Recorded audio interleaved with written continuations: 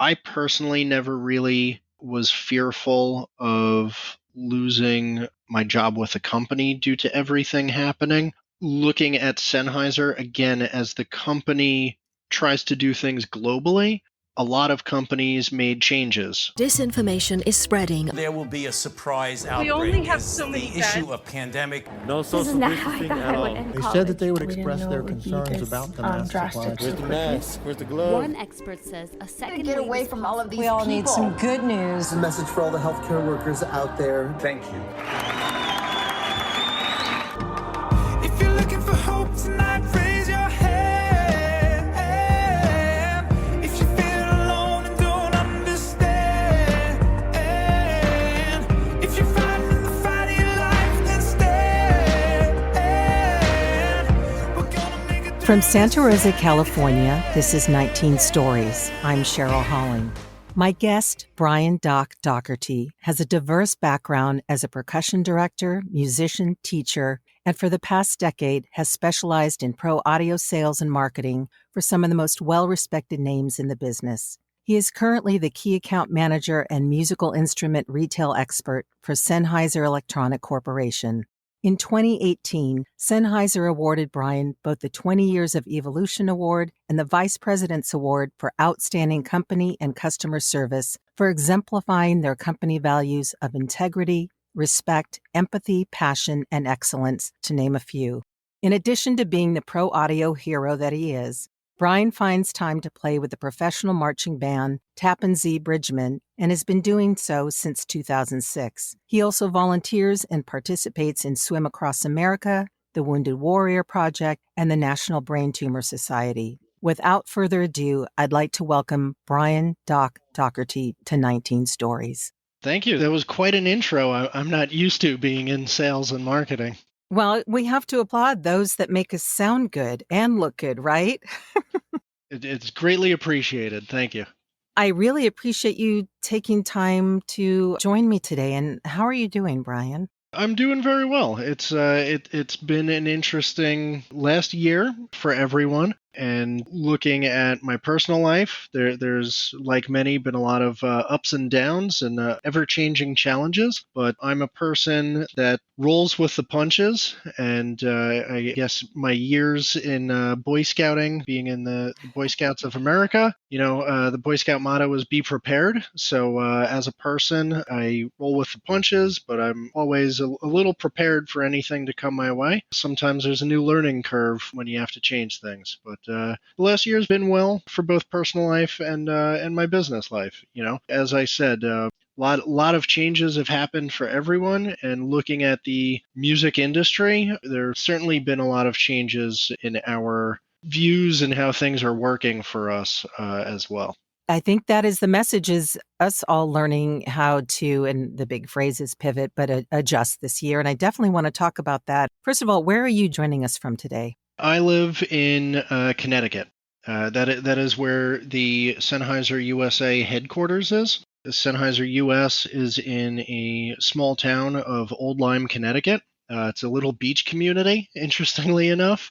We have a manufacturing plant in Albuquerque, New Mexico, and we have a R&D facility in San Francisco as well. And that's our U.S. offices and the U.S. extension of the company. Looking at Sennheiser and Neumann, Sennheiser is in Venebostel, Germany, which is a town just outside of Hanover, and Neumann is located mere feet from where they originally were in Berlin, in a brand new office that they moved into in 2019. And that's the two main companies for Sennheiser and Neumann. Have you had a chance to visit either location? For the company's 70th anniversary, I was able to go out to Germany and visit the manufacturing plant and offices in Venebostel, Germany. It's a intriguing place to be. When you look at the town itself, it's a very old, almost storybook town where there are buildings from the 1700s, 1600s. Oh, wow. And right across from our manufacturing plant, there's farms, and it's a small town, so it's very interesting. And only, if I remember correctly, 10 kilometers from our factory is one of the Volkswagen factories and plants. So it's very interesting when you're in the area because it's very small and cozy, and you're driving through this lovely town, and then there's a parking lot and this big building. So the original farmhouse that Sennheiser was started in 1948 is still on the property. It's a farmhouse from the 1800s. And that's where the company at the time, named as Labor W, or Laboratory W for Laboratory Venabostel, is where it was started. And they use that as an office meeting. The factory itself and manufacturing of the microphones, for me, being a gearhead and an audio guy my whole life, was my version of walking into Willy Wonka's chocolate factory. Like candy store, sure.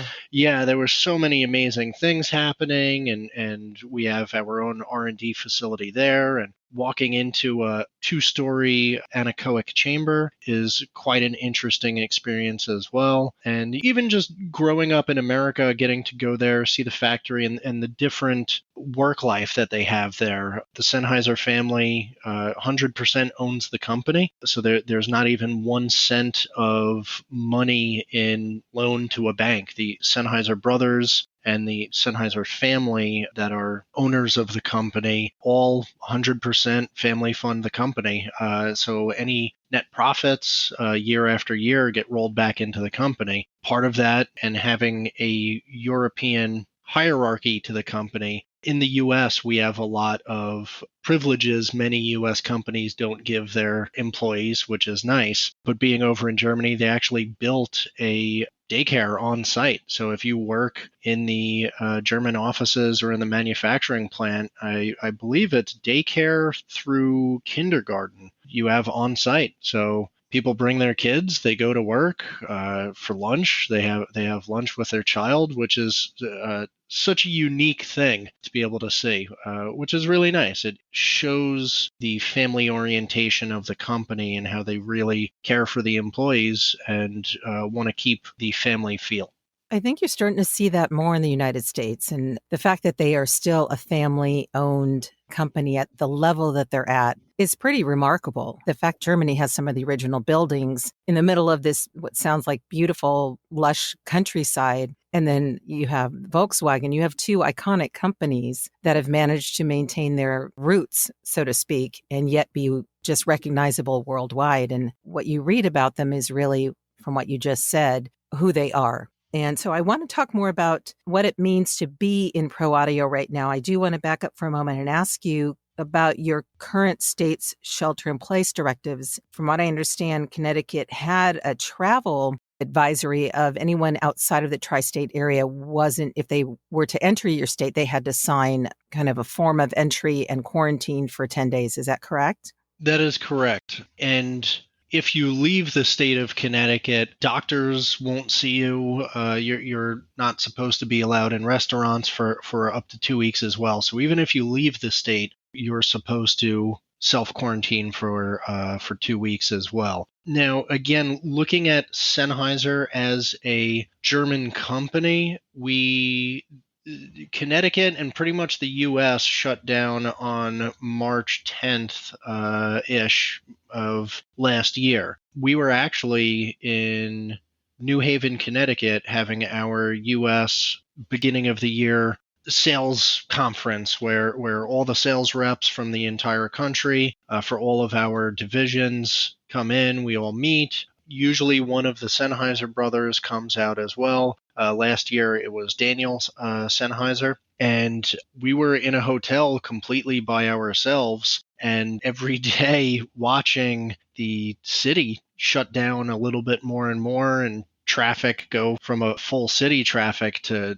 nothing by the last day. And when Daniel left, he actually wrote up an email, and the Sennheiser family put out a global company ruling that until further notice, all employees are to permanently work from home, not travel, and things like that. So looking at as a company, they have put out their own company rules for everyone's safety and for what they thought's best for the company. But to what you said, yes, looking at the state of Connecticut, Connecticut shut down all travel. I'm originally from New York, so I still have a lot of family and friends in New York. New York did similar to Connecticut, where everything was shut down. If you went in or out of the state, you had to then self-quarantine as well. So looking at sales on a level of where when you look at the majority of pro audio sales, there's really two types of sales going through it. It would be considered kind of broadcast live audio. And what I mean by that is you have broadcast, which would sort of fall under news, TV shows, and Hollywood, and then you have live, which would be live entertainment, concerts and touring rental, Broadway, things like that. And then you also have really consumer sales, which would more be walking into a brick and mortar music shop and Sure. trying things, buying a microphone. So looking at that, when all music stores are shut down and all news broadcast was shut down and all touring and rental is shut down, it made things very challenging for a couple of months, that's for sure. Just to touch upon actually where you and I met several years ago, which is one of the biggest trade shows for any pro audio or a music manufacturer, is the yearly National Association of Music Merchants, otherwise known as NAMM.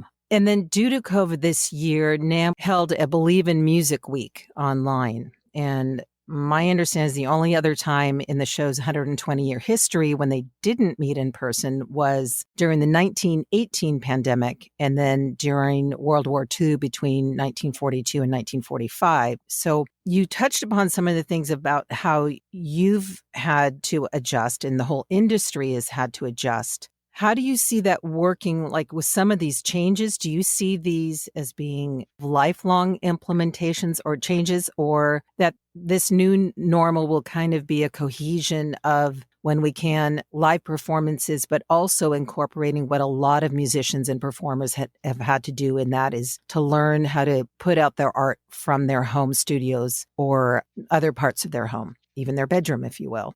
I think it's going to transition into, let's say, more of a hybrid. You're going to have the bands that are, let's say, old school, and they're going to immediately go back into the circuit. And what I mean by the circuit is usually when you look at the majority of live bands, you put out an album and then you tour for a year around that album or 2 years around that album, depending on the band and depending on the label contract. But when I say the circuit, you do the European tours in the winter, most groups, and then you come back to the U.S., you do the summer tour season in the U.S., hitting up C markets in slower months, fall, spring, and then you hit up the A markets in the summer in between festivals. So I think some bands will immediately roll right back into that and hit it hard. Whereas talking to some other bands that I work with, I know some bands that are actually doing better now than when they were touring, in which case for them, they all feel, why bother touring, when we can set up a streaming concert, live stream to millions of people at once instead of, 5,000 or 3,000 people or 10,000. And then a lot of them are then teaching independent music lessons online. So, they've been able to secure a lifestyle where now instead of being on the road, 50 weeks out of the year, they can be home and then maybe only tour the summer festivals, or, we'll fly out and we'll do a fly out date for Download Festival, and then we'll fly out to Wacken Music Festival in Germany at the giant airport. So I think we're going to see two different lifestyles of bands show up, in which case some will just go right back to the old ways of touring, selling merch, recording an album. But I do think some other bands are going to move into this new, what I would call a hybrid lifestyle, in which case that you have a big enough name that you can play on all the large festivals or the larger touring circuits. You do that maybe 1-2 months out of the year, and the rest of the time you're just going to write new music and do live streams. And I think some people are going to stick with that as well.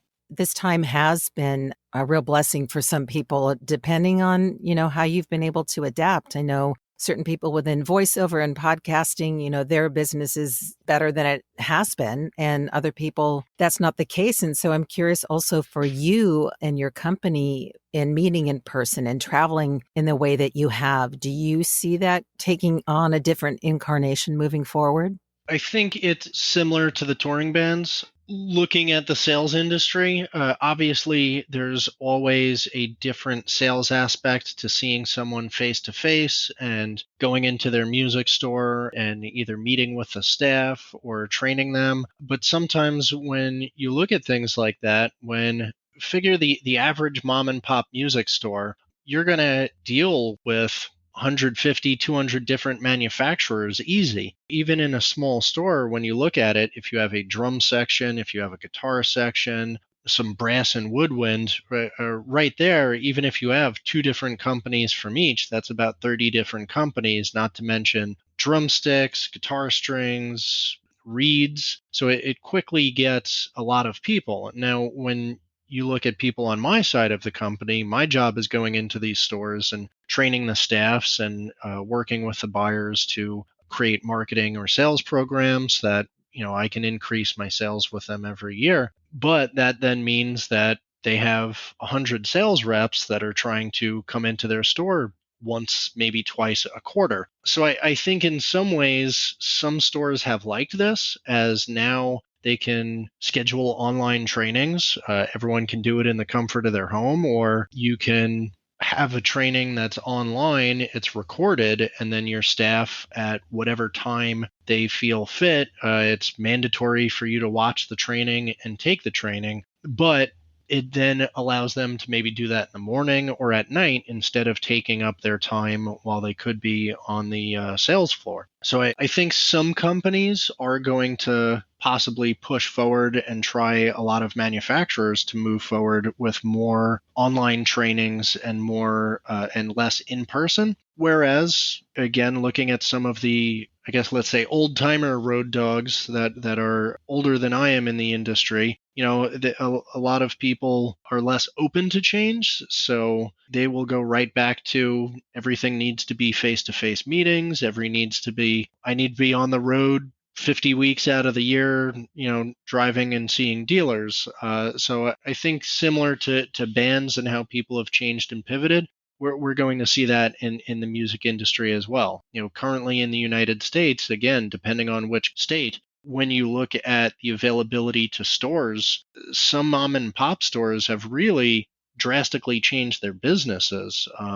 When you look at the majority of music industry sales, generally it's a very in-store brick and mortar type thing, because as a player, you want to play your guitar, you want to test it out before you buy it. Yeah. It's very tactile. But you look at Sweetwater.com, they are one of the larger online only dealers. So they've really shown that you can create a business model where people are not in a store and touching things. They are going on your website, and Sweetwater has really paved the way for a lot of different things in the industry for that. One of the things I remember years ago is they really changed how guitars are sold online. They specifically, I think it was any guitar over $700, they show that individual guitar. So whereas most websites, you would say, I want a Fender Strat Sunburst, and then you would see a guitar, you would buy it, but then any guitar shows up. Sweetwater shows you each individual guitar. So you can look at a guitar's serial number. So now whatever you buy that you're looking at online, that's 100% the guitar you're getting when it comes to your house. So over the years, I think some other stores have sort of started following a similar approach and looking at how COVID shut down things. A lot of the smaller mom and pop stores, when you only have one music store as opposed to a chain, a lot of them pivoted from mainly in-store sales or rentals to a lot of online quick pickups, drop off things where people could drop off their guitar for servicing, and then you get your strings and other things at the same time. So again, I think as we talked about pivoting, a lot of people got creative on how they could pivot their business while still maintaining their reliance on their customers, while giving their customers a value add that maybe some of the larger places can't offer. There's definitely been a lot of pivots in this side of the industry over the last year. And a lot of them have been good. I mean, one of the things that I know that, and I'm just going to interject for a moment, that most of the gear I'm speaking to you on and listening through is acquired through Sweetwater. They have a fantastic educational program where they put out really good videos. And you're right. If you call on something, even if it's a demo model and you see one that's out of the box or one that's like new in the box, and you say, no, I want that one, that's the one you get. None of this conversation, by the way, is paid endorsements. It's just tech talk, which is why you're here, because I do have an audience that loves to talk about and hear about gear and creativity and music and pro audio. And one of the things that I read about the other day that I was really intrigued by, because with all that's changed in classroom learning, Sennheiser has a technology that traditionally, I understand, was used for conference rooms, but has now made its way into classrooms, and that's the True Voice Lift. Yes, it's a product that we designed for conference rooms. So it uses beamforming technology. In the microphone, it has 28 mic capsules, and what we're able to do is through the built-in DSP and algorithms we have, it essentially picks up the loudest sound source in the room, and through an app you can change the sensitivity of that. So let's say you're in a conference room with a coffee maker. Coffee makers can be loud, so you can set the sensitivity. You can even create windows and block off areas. So if there's no seats where the coffee maker is, you can actually tell the microphone, don't listen to any sound coming from this area of the room. So then again, you can fine tune it in ways to make it even better. Now, things like last year have really helped this technology really take off, because now with COVID and health restrictions, whereas some schools, every teacher had their own microphone or they would share it, now schools are putting in place every teacher needs their own specific lav mic or microphone, or even then, instead of having everyone with a lavalier and a belt pack, why don't we just put this ceiling tile in that has all these microphones that then can follow you, so you can walk around and you don't even need to worry about wireless frequencies or things like that. Now it's as long as you're within the pickup pattern of the ceiling tile, you can walk around and go wherever you want, and your class is going to hear you through either, again, the assistive listening device like the Sennheiser T-Mobile Connect, or either like a small PA system or whatever they might have in there for that application. That's fantastic. And I kind of equate the noisy kid in the back row to the coffee maker, so you can cancel him or her out as well. Very true. I being one of those noisy kids in the classroom, so I kind of resonated with that one. Last month, Lady Gaga sang the national anthem using the gold version of your MD435 microphone. And that is correct. Assuming that is not a standard issue of that microphone. In fact, I have yet to find that online. So I'm curious how many orders have flooded the gates of Sennheiser since she performed with that microphone. Well, that's a brand new product of ours. It was released I think we released it October of last year. So that was a great marketing point to really get the microphone out there. To say the least, yeah. For people to see it. I believe also then after the inauguration, Katy Perry sang on the variant for our SKM 5000 series wireless as well. And she always has custom mics on top of that. The chroming,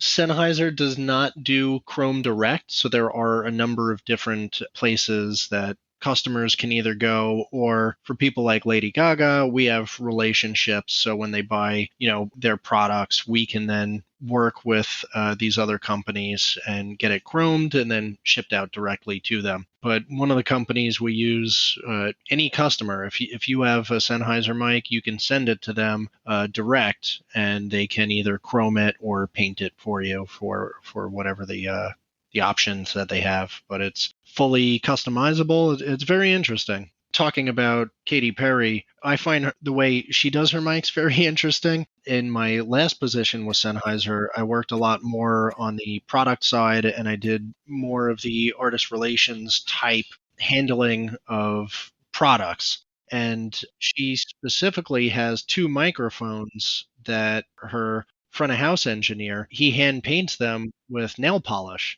This way, every single night, if she wants a different mic or she buys a new dress and wants a different outfit change, he can just wipe the mic down with nail polish remover, and then he repaints it, which I found interesting. Excuse me, I drank a little bit of water, and between what you said and the water, it went down the wrong pipe. Wait a minute, let me understand this. Seriously takes it off with acetone, paints it, and that's remarkable. So now the secret's out, Katie. Yeah. That's the deal. Giving away the secrets. Kudos to your artist relations department. Excuse me, since not only did you have Katy Perry and Lady Gaga, but then this month you were very present at the Super Bowl as well with Jamie Sullivan and The Weeknd using your mic. So your artist relations department is definitely on the case, keeping you up front and center. So let's move into some products that affect my realm in voiceover and podcasting, because you came out with a podcasting package.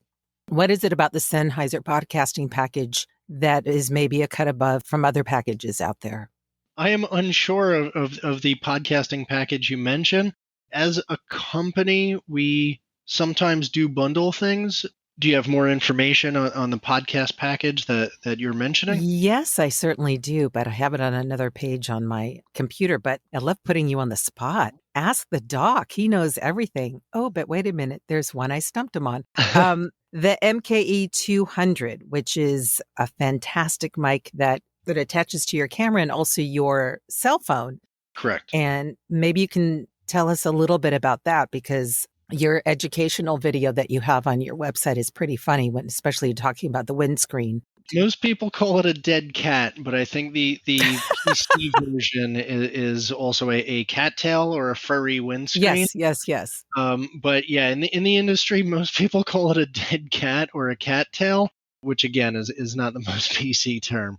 So the MK200 we released last year. It's a wonderful $99 product. Now, it's technically not a shotgun microphone. It is a supercardioid condenser mic. Now, it's not a true electret condenser, in which case that means it does not need any phantom power. So it will run off of standard lav power, which cell phones, mobile devices, small recording devices do offer.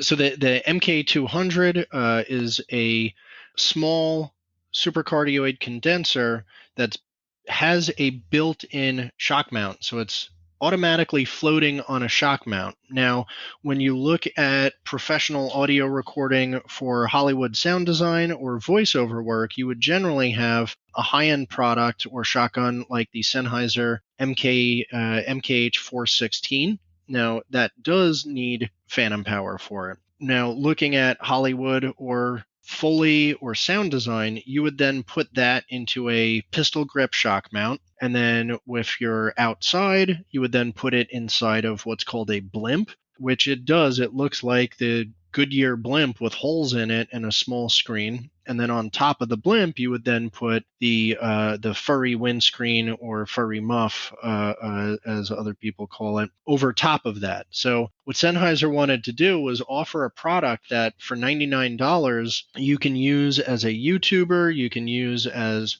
for Twitch or for light voiceover work as well. So the product, we're trying to offer the highest level of professional in this small consumer-based price point. So for $99, you automatically get the mic is in a shock mount. The mic is then inside of a blimp, and then you get the furry windscreen with it as well. So you're really getting what the highest level of professionals would normally use for this lovely $99 product. Well, what I got excited about when I read about it is the fact that a lot of times you're, as a voiceover, you're out in the field and instead of taking all the gear you normally would for your on the road auditions, this is something that lends a level of professionalism in the recording of your sound, because you can't always get that through your earbuds or another mic that you might attach. And I thought this was a fantastic way to upgrade even your phone auditions, whether it's on camera or voiceover. And I did find the podcast bundle that I was speaking of. It's your HD 280 Pro headphones and your hand mic digital microphone. Okay, yes. So that was allowed through our .com website, which is a little different. So that's not really found in stores. That's just found on our website direct. The HD 280 has really become a industry standard for front of house mixing, studio wearing. And looking at the HD 280, it's really because you get a high-end audio and outside sound rejection with really a consumer level price point. So you're not paying a whole ton of money to get professional quality. And really, when you look on the reviews, yes, there are better headphones out there, or there are better this and that looking at people's preferences. But everyone always agrees that when you look at the price point, the build quality, and the sound quality, you really can't beat the HD 280.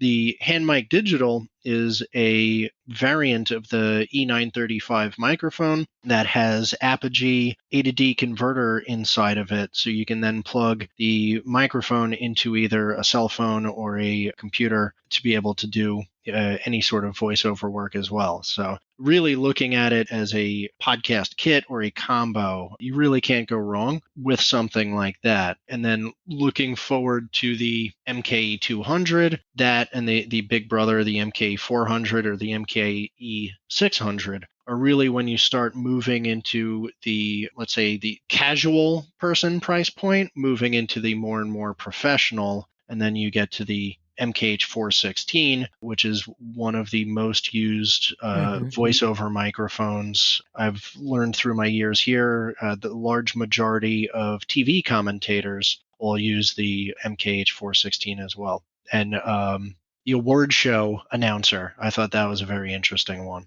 Yes, a lot of my associates definitely use that. And at some point in my journey, it'll be my toolkit as well. We've talked about a lot of really wonderful, exciting, hopeful things, because to be able to continue what you're doing with the passion that you have in an industry that you love, and certainly with a company that is really revered in the industry, I'm curious also if there are times when you find yourself up against fear during this time of COVID, and what skill sets you've learned to help you combat it. Do you mean fear, personal fear, or fear as in fear of the industry, losing my job fear? Granted, last year, everyone probably went through both of those. Looking at the music industry, I personally never really was fearful of losing my job with a company due to everything happening. Looking at Sennheiser, again, as the company tries to do things globally, a lot of companies made changes. So as you mentioned, working in the music industry, I have a lot of friends that were either furloughed or laid off, or they were furloughed and then laid off. I easily have 20 to 30 friends that happened to. I'm sorry. Now, looking at the way Sennheiser does things, they, as it is a family-owned company, in hard times like this, they generally try to, let's say, tighten the belt. And really, everyone goes on rations. So they did a lot of cost-saving things throughout the company by limiting marketing funds, limiting, all travel obviously was canceled, but even little things like complete no hotels, no airfare, things like that were all cut. And even now, we have a travel mandate. So although as a company, I am allowed to go visit a dealer if a dealer wants me to visit. I can pay for a hotel, but whereas I used to go on the road for a week straight, it's now you can only really do an overnight stay if needed, and airfare and air travel is still completely out.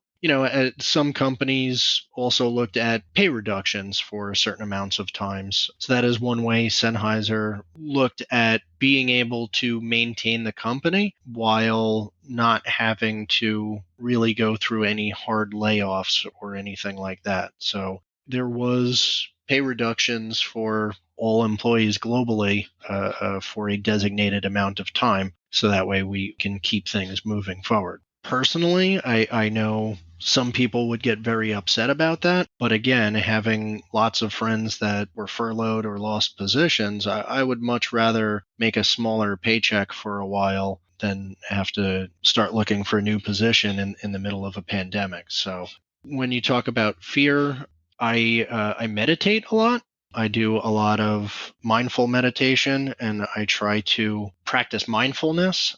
So kind of when you do mindful meditation, that's a way to kind of break things down. You breathe, and I do vinyasa yoga, which also looks at breathing and is kind of more meditative than really like a physical yoga. And if you do mindfulness is a way to kind of live in the moment. Now, what does that mean? If you take a drink of soda or you have a drink of tea, instead of just drinking it, when you practice mindfulness, you try to live in the moment of that and turn it into almost a relaxing meditative experience. So you take a sip of your tea, you let it sit in your mouth. You see how then, as the tea sits, does it activate taste buds? Where does it activate taste buds? How does it taste? As the tea sits in your mouth longer, do you taste floral notes? Do you taste vanilla? Things like that. So I tried to live a lot more in the moment the last year because for everyone, things got stressful. My wife is a therapist, so due to HIPAA compliancy, she had to lock herself in a room in the house and not come out until she was done with the day, essentially. We have a then 3-year-old, now 4-year-old daughter who I now needed to try to do my job while taking care of my child. And, we're not parents that just stick her in front of the TV for things like that. So I was trying to educate her. We don't give her a lot of iPad time or things like that. So I then was trying to do conference calls and sales calls while teaching my 3-year-old the alphabet and her numbers, and for some sort of iPad time. So that way, if I had a conference call, I could kind of, do this for a while. I have to say the Duolingo apps are great. I actually downloaded a Duolingo English for children. So it's like board games and coloring, but it's all about teaching them English and the letters. And then I'm kind of a logical person when it comes to things. So I figured, English is a Germanic language, so I downloaded beginner's German for her as well. So I'd be going on phone calls, and I'd have my 3-year-old do 2 German lessons, and then I'd go and start doing my phone calls and do that, and then I'd come back and I'd play with her for a little bit, and now I have another phone call. Do 2 English lessons, and then I'd go do a phone call, and then I'd come back and let's play or let's do jumping jacks. My 3-year-old daughter does planks with me, so oh my gosh, this is would, fantastic. We would exercise throughout the day, and yes, there were definitely days that it was overwhelmingly stressful because, especially in times like that, everything was thrown off. So the company understands now. All of a sudden, I have a 3-year-old, but I have other coworkers with 12-year-olds or 15-year-olds, and now all of a sudden they're trying to teach their kid, freshman chemistry while trying to work. So it threw off the boundaries of work, personal life, because for a while I wake up every day at 5 a.m. and walk my dog. So there were days I'd wake up, I'd answer 3 emails, I'd walk my dog at 5 a.m., get back, answer 4 or 5 emails, cook breakfast for my daughter, and speaking of which, hi, I'm on the phone right now. Can I come get you in a couple of minutes? I just want to work out. Riley, I'm on a very important phone call right now, okay? You can work out when I'm done with the phone call. Thank you very much. Who's here? I'm talking to my friend Cheryl. She has what's Hi, called Riley. a podcast. I want to talk. Well, she can hear you right now, okay? Hi there. Cheryl's saying hi. Hi, Cheryl. Hi. I understand by the end of this year, you're going to be speaking 5 languages. Sorry. No, I love it. I absolutely love it. On another podcast, I was hearing someone's dogs and the cicadas. I was interviewing someone who was in New Zealand, and they had a window that got busted because of a storm, and you heard the cicadas and the dogs. And, this is the time we're in, right? Oh, yeah. You go with the flow. Who knows what else can happen? So talk about living in the moment, Brian. This is it. This is the moment we're living in. Exactly. I actually have a rowing machine in my office, and I have a small kind of stationary bicycle underneath my work desk. So when I'm working during the day, I bike, and then when I want a quick break, I'll do some rowing. So my daughter gets home from daycare every day, and if I'm still up in the office, she comes up and she does some rowing on my rowing machine every day. This child's, and she's 4 years old? She just turned 4, yeah. Just turned 4. She's speaking German and English and rowing, and watch out. When she gets 10, not even in her teens, she's going to be a pretty formidable young lady. I hope so. So some of the things that I mentioned about, I think when someone has a heart for volunteering, especially for 3 of the things that I mentioned, the Swim Across America, the Wounded Warrior Project, which my husband and I support from time to time as well, and the National Brain Tumor Society. How are you, and of course your music, I'd love to talk about the Tappan Zee Bridgeman. How are you, if at all, able to continue being a participant or involved with these organizations and certainly keeping your music alive? Because you've been doing this for, 15 years now? Yeah, I believe the majority of those organizations I've been with around 15 years. And Sennheiser as a company, we actually once a month we go and we cook meals at one of the local soup kitchens as well. So it's usually anywhere between 5 to 15 of the employees go. And if people can't make it, they donate food, and then the people that can show up, we cook. Oh, that's fantastic. Now, the Swim Across America, obviously, I can't really swim right now in like a large group of people. So a lot of things like that kind of became virtual. So if you could, you just sign up, you get your donations, and then you do the mile swim. That's what this is, kind of on your own time. So if you're in a pool, just swim a mile and get it done. Log it in. And then you just log it in. The Wounded Warrior Project, a lot of the things I did with them were through either volunteering for races, raising money, or running races as well. So again, a lot of that has become more online and kind of the virtual race, as they call them now. So on this day, everyone go run a 9K or everyone go run a 5K, and you log your time, and then everyone gets a medal. They don't really do like the first, second, third for things like that, but everyone gets like a special medal. My wife and I did a virtual Tough Mudder for the Avengers, so we got like these special Avengers medals, which are pretty cool. What's a Tough Mudder? So, okay, a Tough Mudder, when you look at races, you then have, I guess now they're like called obstacle races or extreme races. So a number of years ago, I guess it was probably 2009, 2010, you started seeing this thing called the Warrior Dash come up.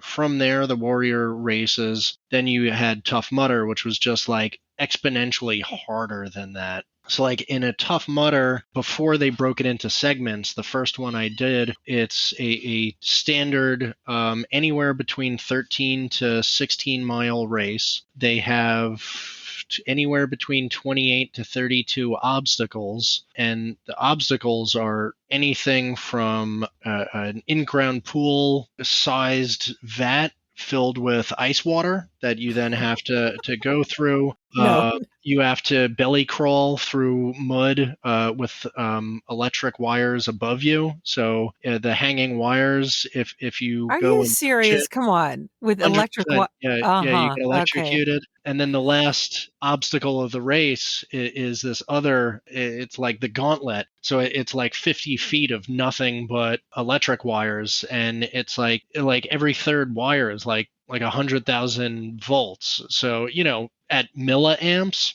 So it's not like you'd get hurt, but it definitely it knocks you down if you get hit with it. It's pretty much like touching a bear fence, which I may or may not have done at one point in my life, and it doesn't feel good. Brian, why? Why would you do this?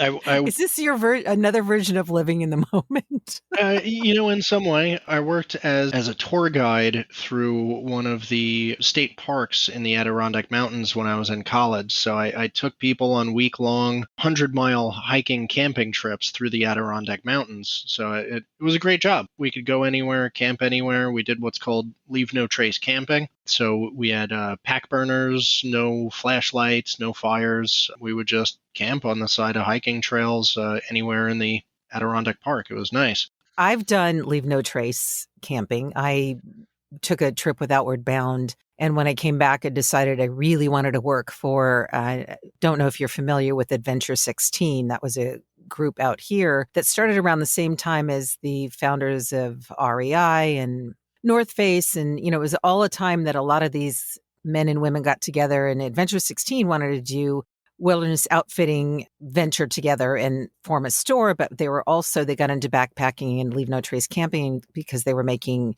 Adventure 16 millimeter films. Mm-hmm. But there was no challenge with electric wires and, the Tough Mudder. It's like, that just sounds beyond something that would be enjoyable. I'll be on the sidelines cheering you on. Obviously you've made it through, and it's certainly, like I say, living in the moment. So, but just was curious how you got from wilderness adventures to crawling amongst electrified wires. So what brings you joy right now? Spending time with my daughter. I guess that's sort of a cliche thing in a way, but for me, I love cooking. So I cook every meal for my family every day. I cook 3 meals a day, 365. I try to make a healthy diet for everyone's wants and needs. Last night, I took my daughter into the basement. I have a bass rig and a guitar rig. I have keyboards. I have 3 drum sets. So, we play down there, and I just try to get her to experiment. I'm not even trying to teach her how to play anything yet. I'm just letting her explore and have fun. And she has harmonicas and ukuleles and a banjo. So it was nice. The other night, really, she's played with individual instruments, but the other night I went and I played drum set and kind of played a little beat, and she started just banging on the keyboard keys and singing into a microphone. So it was just really great seeing her super excited and playing the piano and singing at the same time. For me, that was great. I love trying to educate her and open her mind on the world and things. Over the summer, since we were all home, I set up a 250-foot zip line on my property. So was it electrocuted? Was it live? Did it have a live wire running through it? That's when she gets to be 10. I'll just randomly. Yes, then you'll introduce that. Okay. Yeah. But I set that up. So we have a 250-foot zip line that goes from. Oh my gosh! I want to come play at your house. All the way through the backyard. I bought rock climbing holds. So I set up rock climbing holds on 2 of the trees and put a cable across it. So I kind of built like a little Ninja Warrior course for her so that she can like climb stuff and move. And I like seeing how her brain views the world differently than mine does, and seeing what she picks up, what she doesn't pick up, and seeing how she learns and how she's changing. For me, I really get a lot of joy in seeing her either figure things out on her own or watching her put things together in her brain. when she was no longer in daycare, luckily she's back again. That's helping the life balance for sure. But we would walk our dogs. We walk them normally 3 times a day, but with her home, I was walking them pretty much about 5 times a day. We kind of live out in the woods, so that's nice. But on rainy days, if she would notice tracks, or now that there's snow everywhere, thanks to the Boy Scouts, I know a lot of different animal tracks and things like that. So I explained to her about animal tracks and what we can do to find them. And I put bat boxes up on my property, so she helped me hang the bat boxes. And she was talking to one of my neighbors about why we were trying to get bats at the house. And why are you trying to get bats at the house? Well, having bats gets rid of mosquitoes. So, okay, when you look at any sort of bug repellent, unless you're using like true natural bug repellents, like like lemongrass or lavender or things like that. And citronella plants. Any type of the spray or anything is going to affect your body. There's obviously it's really chemicals toxic. there. Very, very. So I've been an outdoorsy type person my whole life. So instead of doing that, I said, well, we got a lot of property. I could just hang up a bunch of bat boxes, and now when we're outside, the bats eat the mosquitoes and the bugs, so we don't have bugs, and we don't need to use any sort of chemicals on our skin or body. So I'd much rather do that. Bats are fun. They're interesting animals, and now I don't need bug spray. What an amazingly well-rounded child you are bringing up. I mean, really, to think of the amount of things that she's being exposed to, and probably wouldn't happen unless you were home right now and having this time to really devote to her and give her experiences that most 4-year-old children will never have, or certainly wouldn't have at this age. So is that what makes you hopeful, is just seeing the world through her eyes and experiencing things, as you say, in the moment through the eyes of a child? It definitely does. And as a sales rep, for the majority of her early life, I was on the road 2 to 3 weeks a month. So for me, I also saw this as a blessing for me. On a normal year, I'd be gone 2 weeks a month. And now I got to see her every day for 9 months. And even now, I'm still not traveling for work. So I bring her to school every morning, and I read her a book every morning at breakfast, and we read books to her at night when she goes to bed. I'm very thankful you were saying that it seems like I'm bringing her up the right way, and that's what I hope to do. I hope to bring up someone that has a open worldly mind and is open to new things and open to differences and variation, but I want her to be smart as well and respect all things, be it plant life, animal life, or human life. Or bats. Or bat life, yes, exactly. Bat life. Brian, if there was a soundtrack to your life, what would be on it and why? Oh man, a soundtrack to my life. Now, do you mean like one song, or like if it was a movie, or like a playlist? It can be anything. It can be, well, for this particular decade, it was this. If it was, if you thought of a particular genre of music, anything. I'd say if it had to be one specific soundscape track, it would be if you took a Wynton Marsalis album, a Rachmaninoff piano concerto, a Pantera album, and like a Katy Perry album, and mix all that together and play everything simultaneously. I'd say that's probably a good mix. Maybe add in some like house music or some like EDM on top just to round it out. But if there had to be like one single track, yeah, it would just be a pure randomness of heavy metal, classical, jazz, experimental music, like all just mashed together at once. That is one of the most unique answers I've heard to that question. When you started out with Wynton Marsalis and then you popped in Katy Perry, not that I don't appreciate, I absolutely adore eclectic playlists. It's not something I thought was going to be part of that, and especially when you said to play it all at the same time. But hey, that sounds like the soundtrack to everybody's life for the past year. I feel it's been my life soundtrack anyway. Neither of my parents are musicians, so both of my parents have a joke. The only instrument they play is the radio. I'm the youngest of three. Both my older brothers play instruments. My oldest brother played both electric bass, guitar, and classical French horn. My middle brother played trumpet, really focusing on classical music up until he got to around late high school, college. And then he started focusing on really a lot of the kind of Maynard Ferguson style screaming high note, trumpet, funk,